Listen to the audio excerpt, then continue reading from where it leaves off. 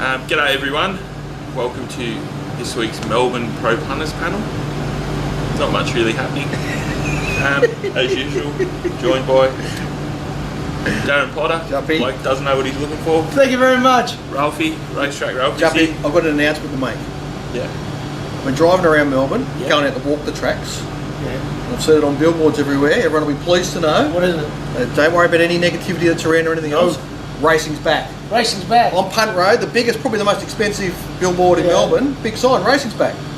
Yeah, I'm not sure where it's been, but apparently according to the billboards, racing's back. Well, I'll tell you from taking this. I haven't seen it. What's it say? Racing's back. There's a big picture of DK where it says Racing Back. There's another one in Racecourse Road. And there's one, And it's one on Albert Road. Yep. Signifying. Racing's The back. Autumn Carnival's back. Oh, is that the one they call the Festival of Racing? But something. I think it's Festival. Right. Which So- I saw. Beat the Bagman has tweeted out. There's goat milking floating in this week. So he said he tweeted out this from the industry. Yeah. So he said, "Don't tell me they're not punters focused. You Oh, can there milk you a goat." go. Goat milking's back, so racing's back. Let's cut. Hang on. I just want to update on something. Where did we film last week's show, Pots?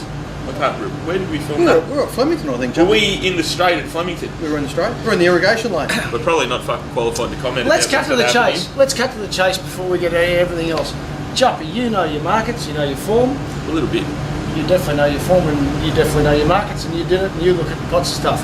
Having seen what we saw both on Saturday, and having to have a bit of a look, and however we do it, reprice Haydock for me if they were going round to the barriers again for the Australian guineas on the conditions that we saw. Reprice it. 2 to 1. As in $3. Yeah. What would you price it at?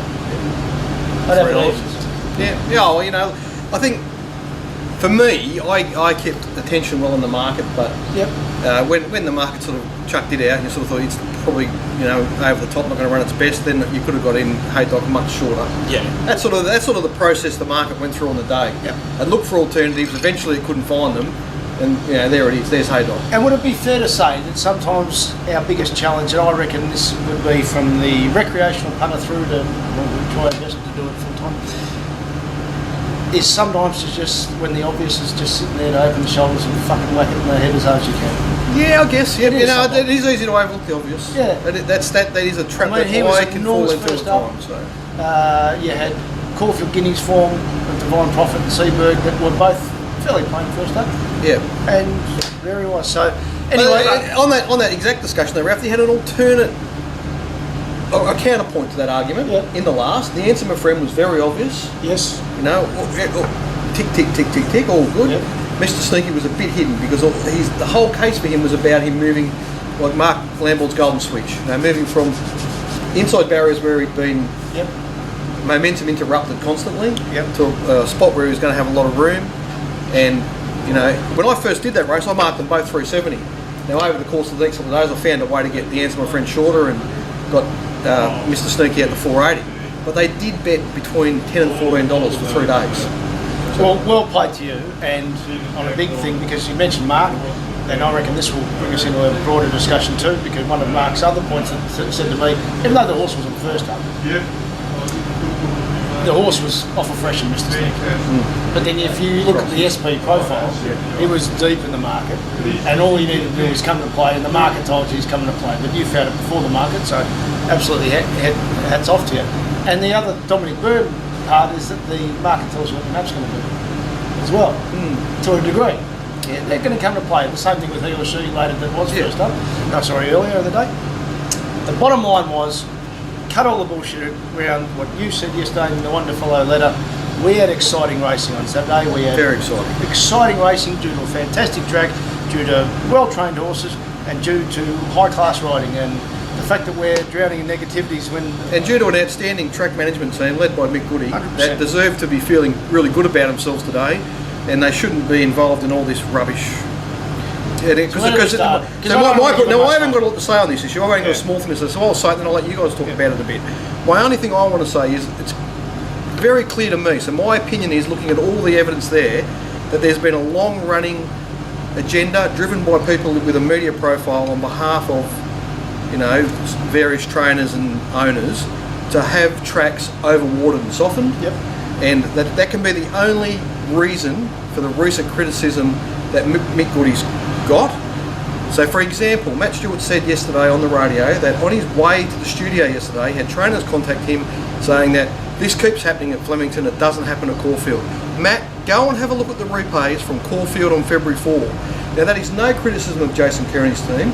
It's just that it does happen at Caulfield. At that meeting, so the meeting that Hot Ruby won the first race, there was 5 metres of track for the horses to use. If you were wider than 5 wide, you had no hope in the home straight.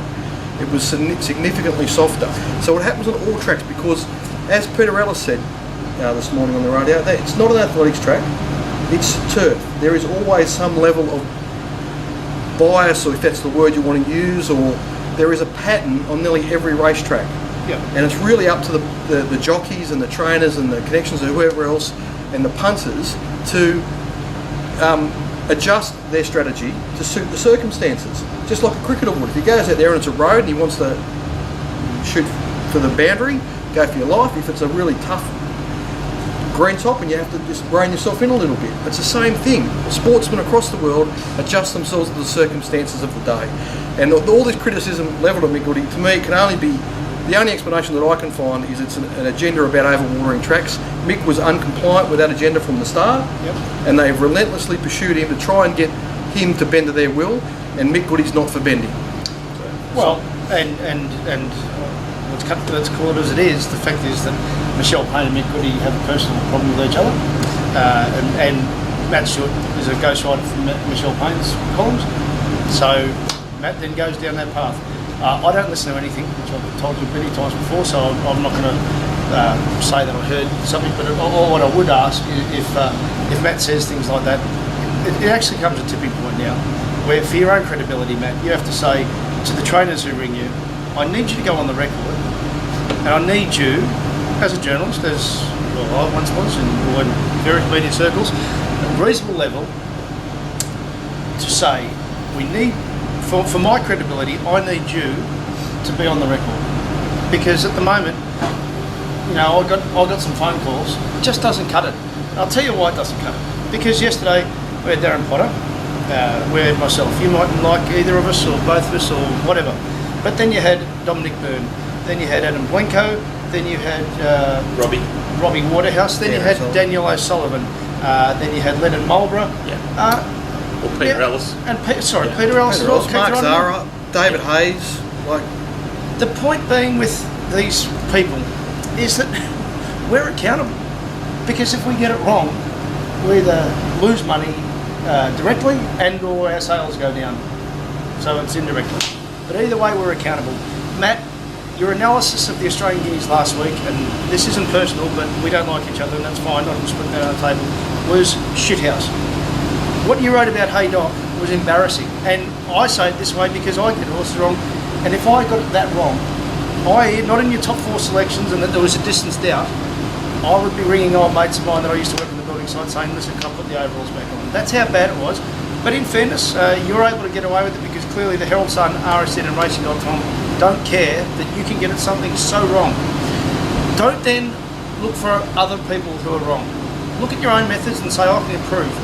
Because what you served up wasn't good enough. And to then let Michelle Payne run a personal agenda against Mick Goody is just not good enough when Mick Goody is delivering such a good surface. And he's done it consistently since, and we had him on, and we like him, we're friends with him, that's on the table. 2015, where he second-guessed himself because he overwatered before a storm hit. And he hasn't done it since, and Flemington's played sensationally well since. Australian Guineas Day played like a typical Caulfield Guineas Day. And do you know what happens at Caulfield Guineas Day and other big Caulfield meetings when the fence is on and the track closed like Flemington did on Saturday?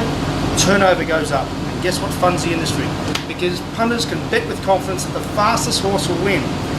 And let's call it backpots. It's not leader biased, it's talent biased. And that's what creates confidence in the punter, surely. Absolutely. I mean, there were horses that went forward there on Saturday without the talent to sustain it, and they dropped out, you know, at various levels, as they should.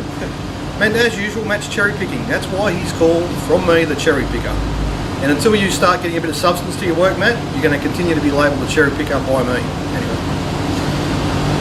Anything, Jumpy? You've got to beware the silent one. Yes. I'm about to come off the side screen. Go on. I've fucking had enough of this. Yeah. I'm there's many layers to what's happened, and I'm going to come at it from the sort of social media and agenda point of view. Right. Michelle Payne launched her stable 4 or 5 weeks ago. She got more free coverage, and because of her profile, because she rode 101 chances to win the Melbourne Cup, told us all to get stuffed.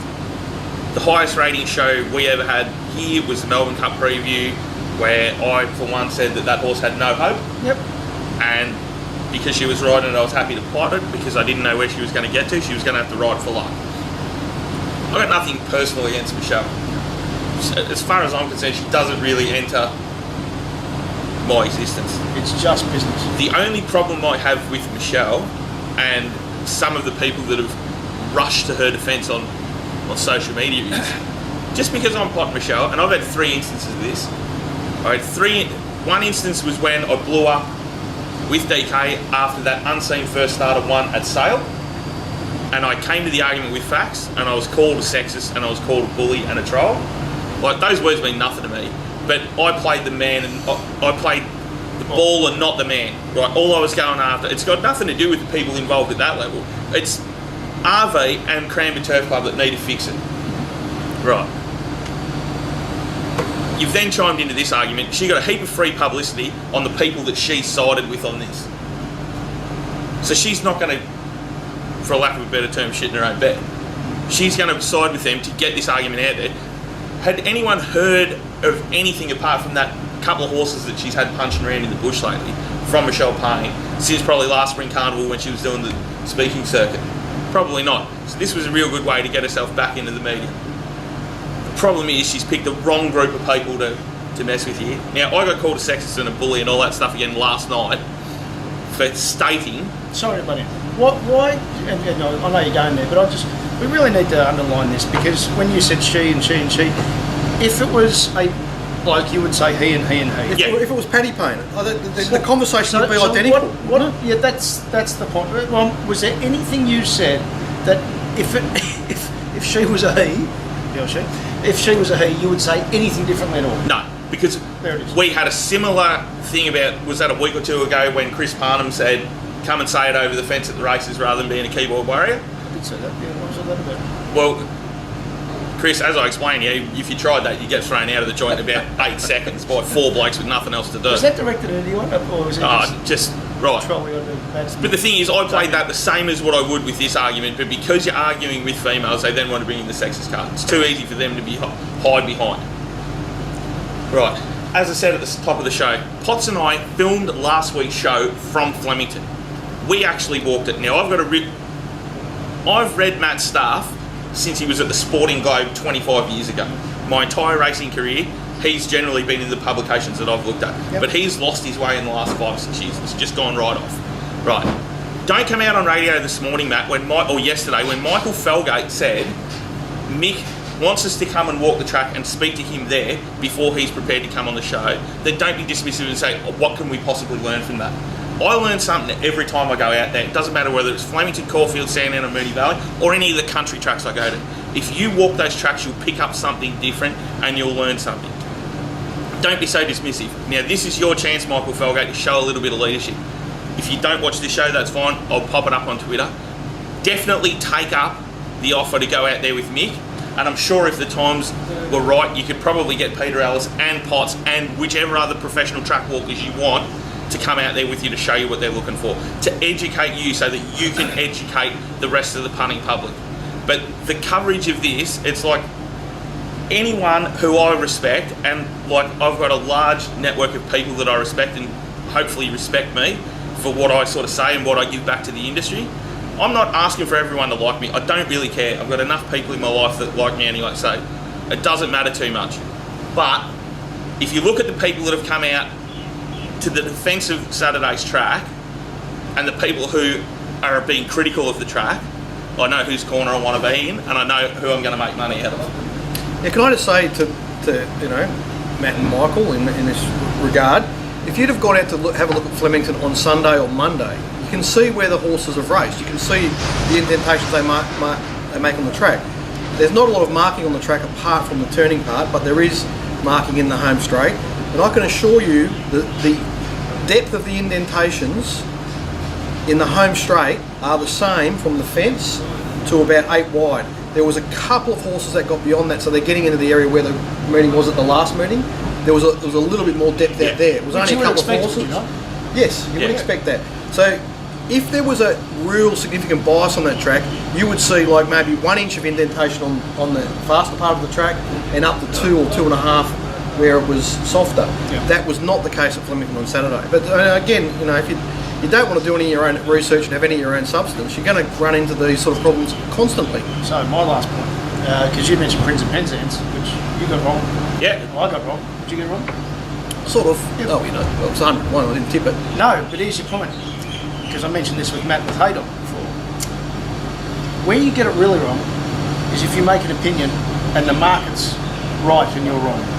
Now, I took a set against Blackheart Bart in the Underwood last year. I couldn't see it running a strong 1800 and it pissed in and I was in a fetal position.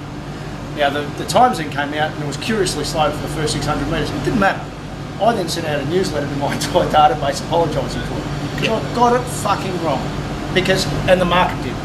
So I think that's an important thing. I'm not talking to Matt, I'm talking to everyone else who listens to it and watches this for some education. Don't you think, Potts, that if you get it wrong and the market gets it right, you really need to take it as I use this show to often explain big errors that I've made, and I think that's healthy. Now, just one final one with Michelle.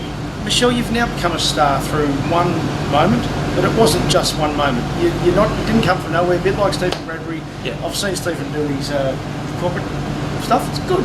And as he said, he goes, it took me 15 years of dedication, nearly losing a leg, and everything else going wrong and dedication to have my one moment. Now that was Michelle and the Prince of Penzance. Now, everything worked in her favour on the day, but she had years of dedication to get her lucky break. And good on you. But Michelle, once you're a Melbourne Cup winning jockey and the first female, which you will be for the rest of your life, with it comes responsibility to yourself, not to everyone else, a little bit to the industry, but to yourself. When you do something personal like that to Mick, you let down yourself. And when everyone else agrees with Mick, or not everyone, but everyone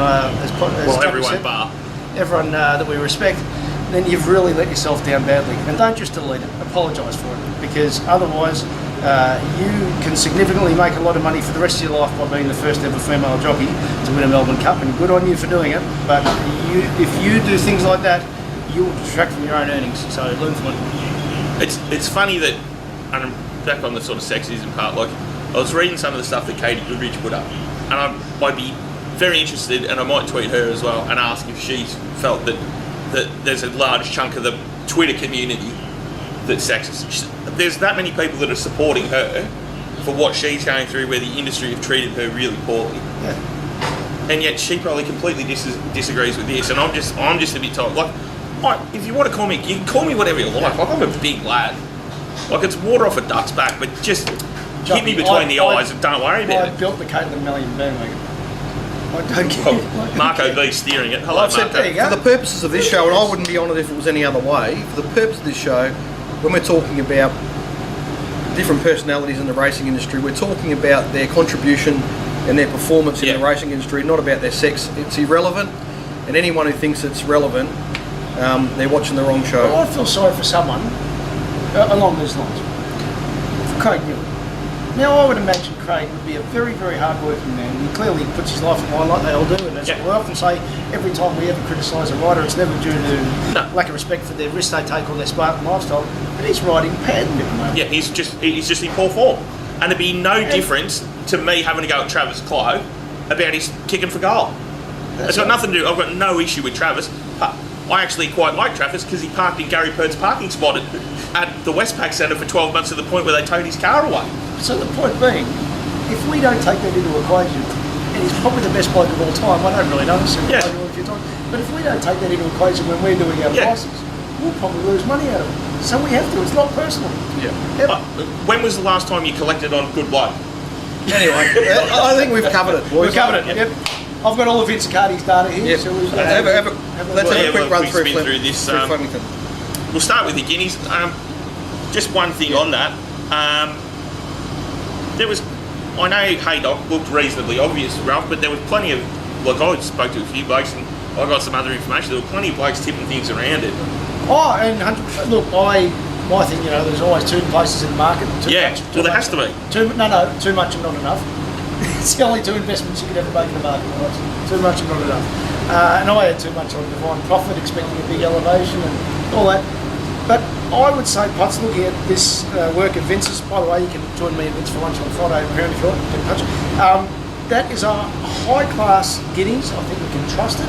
It reminds me a bit of when Wangina just beat Kermadec, and that proved a pretty serious Group 1 form after that. Yep, absolutely. The problem is if they go to Sydney and strike really wet tracks, it doesn't translate, but it's really good form, and there are a lot of horses in there to follow. The horse to follow is obviously Anaheim.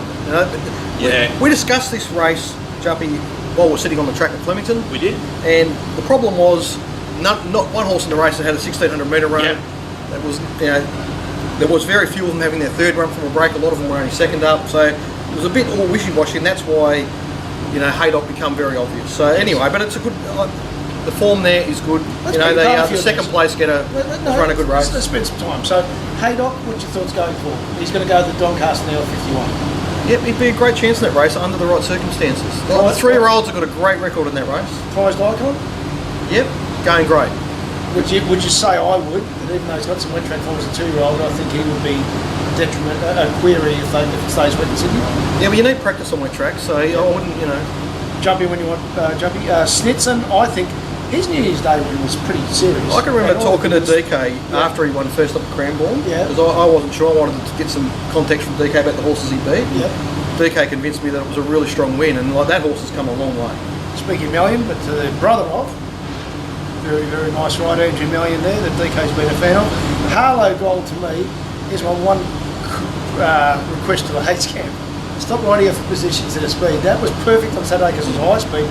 She can go fast, she can go a bit closer, because that is a horse. She's got a good win in her against the finish, surely. Yeah, she was only second up, so And you've mentioned Anaheim. You've got a bit of a thing for him. So has he got wet track form or not? I'm not sure, but he's got genuine stamina. So he's and upside. Yeah. So the two I reckon to bracket, because I've often said this. We can look at all our numbers and make our opinions, but unless you're inside a stable, you don't know what the intent is. Do you think both Seaburge and Divine Profit next up will decide? Because to me, it was a big elevation from what they did first up. Because first up neither did anything. If they are set for Sydney, and we don't know that outside the stable, then they've probably got a lot more to give. Yeah, they've got a platform underneath them now. They had no platform going into that race, and now they have. So. Yeah, they're not. You couldn't just put a pen through them for sure. And one more, it does relate to the way the track's played, but away from all the noise and silliness. With Norton's Fork, he doesn't have tactical speed. Now, Dominic Byrne yesterday on Twitter, I was embarrassed, I'm able to just communicate on Twitter with the great Dominic Byrne. But so his take with Craig Williams after last saying that the way the track's playing was he's probably referring to Norton's Fork, saying it was hard to cover ground out wide. But by extension, that can also mean, the way the track's playing, can also mean leaders are disadvantaged. Yeah. So I have to get on my bike. So a horse like Morton's Fork, who hasn't got great tactical speed and was drawn wide, the double shot, was always going to be disadvantaged. So he's probably not a bad run, even though he's beaten a few lengths. Or are you penning him? No, I'm not penning him. I'm not a fan of his. He's lacking. He's got a chink, that horse. That's it. Can we talk about the last boys? Because I'm going to free up some Stewart's resources. Good race the last. What are you saying, Jumpy? What's the fucking point of this whip rule? Oh. You can belt Christ out of him, you can go over the whip rule and keep the race. Like, I'm completely talking through the pocket. How many over was so what happened, Jumpy? Did you not take my advice and take the early price, Mr. Snooky? No, because I didn't see it on Friday. Because I was at Cranbourne. Oh, right, okay. Because apparently there's it was still $10 race morning, that horse. Yeah, then I had to get up and go to Alexandra. Get back to his point. Right. So rather than having stewards sitting there on the monitor counting whip strokes, and then they come in and say, well, he's broken the rule here, we're going to give him a fine. Let's actually put this rule to the test. Because if there was ever a case... How many over was he? Oh, but the rule's under review, Jumpy. Why are we going on that track? No, I'm disagreeing. I'm calling out on that one, Jumpy. No one wants that. You don't want it. Because I'll tell you what will happen. Well, then you know what will happen, Jumpy, is if this happens... it's going to be, I'm going to be on the wrong side of it. Any punter that was on the wrong side of it would be... Like, it's just not... But the problem then is, Potts, is then don't waste stewards' time counting whip strokes. No, I agree with that. That's true. Because the rules on the review, it's going to be changed. But they're pretty much self-policing now, right? Yeah. So why waste the time and the resources when there are plenty of questionable riders that we see in the bush that probably aren't getting enough time spent on? So if you freed up all the hours over the course of a week that stewards are spending on whip strokes. Yeah. Toffee Nose was a good run. Nice horse. Very nice horse. It's now shown, it never showed any speed, but now she has. And the one other query, the answer to my friend, and I ended up staying out of the race, you didn't, you found the winner, well done, but it was actually meant to run the Australian Guineas, and obviously didn't make the field. It just shows you that different dynamic of just having to go that bit harder in 1400. Took something out of him. I think he was needing the mile. Yeah, I'm not quite sure. I mean, I think he's gone enormous there on Saturday. I'm saying that he was just run down by a horse that had a full house of positives. Yeah. Right, so Mr. Sneaky's had all these things like that attracted you to him. So, and they've gone really well. One of the interesting facets of that race for me was how solid in the market the Moroni horse was. I can't remember its name. Tribal. It's only having Tribal Wisdom. Tribal Wisdom. Only having its second start. That's what I mean. Went well at Sale. Yeah, I thought it went nicely at Sale. Well, it really was. No, not, it beat them comfortably. You know what I mean? Yeah. But I think it's got some unfulfilled talent there still. You know, like it's got plenty of upside. That horse. I would say to anyone thinking of being on a next start off that might need a bit of a lie down because that was brutally run, and that's, I reckon, never a good thing for a young horse to have to. Yeah, all our horses out of that race have to be carefully placed at their next run. Yeah. So. A bit earlier in the day, the other one we touched on this about the market new with he or she. And the last two first up runs have just been fair, clearly targeted later, and that's a great sign, learning thing I think about the first up side of things. That ignore the market anyway at your peril, but definitely the first up horses. Yeah, two strong horses. I backed Hooked. You found Hooked, didn't you? Yeah. Anyway, I mean they're two strong horses. They've run really good time, fast late sectionals. Everything was good. I would prefer it if Dwayne Dunn didn't want to sit pretty on these horses, but I mean that's a debate where you're never going to have a definitive answer. I just think that he doesn't really believe in momentum, Dwayne. You know what I mean? He believes horses can just go, be flicked on and off. But whereas I have another opinion. So. You factor that in when you're doing the form, though, don't you? And you know that he's on it, and that's potentially how he can ride. Yeah. Like he didn't ride that horse badly. I just think he missed a trick. You know, between the 4 and the 200, he could have established a gap over he or she, which would have made he or she chase. Whereas he or she got up to Hook without having to chase. So anyway, I mean, give us 2 or 3 to follow because I know you got something here. Yeah. To follow? No, I'm not sure. All right, I'll give you a couple through this. I reckon Heatherly is ready to explode. I can't think off the top of my head what she's like in wet tracks, but I think the Galaxy's in her reach. And I know we're going to get a bit of value out of this Punters. And I admit I don't invest myself in Sydney form. You don't any more, do you, Potts? Yeah. But I think here's a pot of pearl. You've often said that one of the advantages Sydney horses coming to Melbourne Spring is that they've come off some hard racing. Yeah. This was some hard racing on Saturday. Yes. So I think there's a chance Melbourne horses will be underbet when they go to take on the Sydney horses coming off some hard racing, like this showing is. But I think Heatherly's ready to explode. I agree with that if they strike good tracks. Yes. Portman's ready to win. And the other one, there's a little sneaky one there. Kedgewood. Lovely first up for a mile plus with the Betfair odds. I've got a horse to follow. What's your horse to follow? Chautauqua. I'm just going to keep laying him. Did he find the line though? Doesn't matter. There's more money in my Betfair account. I don't care whether he found the line or not. Hashtag self-interest. Couldn't care less. He's been one of my. He's gone from being an absolute nemesis to one of my favourite horses now because he kept knocking off, and him and Terry were. And now he's just been an absolute printing press. So long may it continue. So well done, Chautauqua. Well done, Tommy. So to finish with, because I'm going, I've spoken with Mick on behalf of us. So he thanks everyone from the sport who got in touch with him, and he said he expects, as you say, wind dependent, Fleming to play exactly the same way this Saturday. Yep. And if you had exactly the same ground there, but the wind blew up to 35 kilometres from the southwest, that's it. The inside horses would have been blown out of play. Yep. And it cost them 2 lengths. So congratulations to the fantastic track staff, the brilliant jockeys, the brilliant trainers who put on a very good show on Saturday, and I couldn't be any more highly praised in the entire process. Yep, good stuff. That's in the part one.